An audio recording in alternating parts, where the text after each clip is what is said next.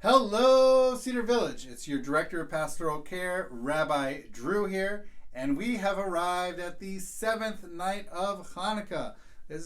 So now you ready? We're going to come to the seventh, right? Seventh from the right, and we're going to light the new light for tonight. Last night's, the night before that, the night before that, the night before that, the night before that, and finally the first night. We're getting pretty bright here. This is looking really bright for Hanukkah. And I wanted to share how is it that we light in this fashion? How did it become to be?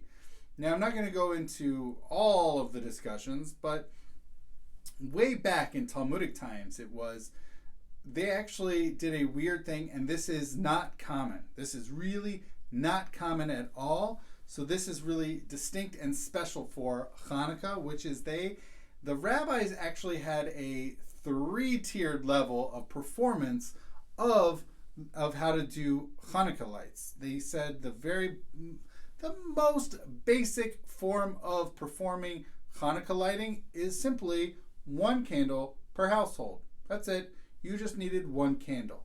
Now they had oil, so oil could have been pricey.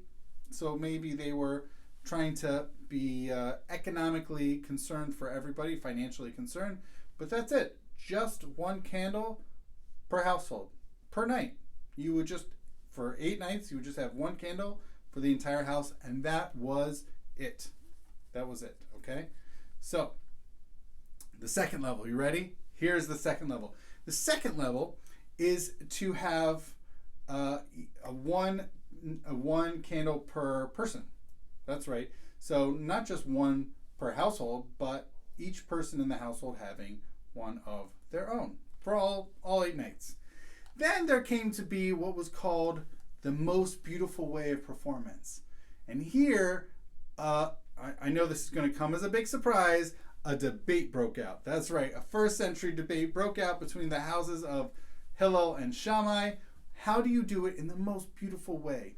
So one opinion, which was the opposite of what we do, which was Shammai's Academy, was to say on the very on the very first night, all eight lights are lit.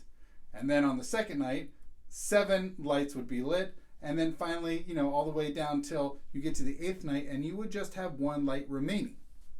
Interesting, right? And then but at the same time, they're sort of, they're not arch enemies, but they're typical arguing buddies, let's just call them. But Hillel's Academy said the opposite, and that's what we do, which is on the first night we light 1, second night we light 2, seventh night 7, and then the 8th night 8. So we ascend every night. We add 1 more and we ascend.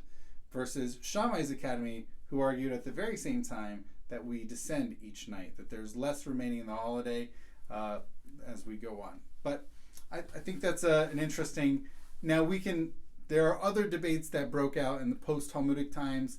What about are these for when we ascend or descend, although that's not the common practice. The common practice is what we do. We add another 1 each night. Is the common practice that there is just 1 set per the entire household or 1 set per person? And that actually often came down to different customs and depending upon where people lived. In some countries, it was just 1 set of candles per family, and in others, it was 1 per person.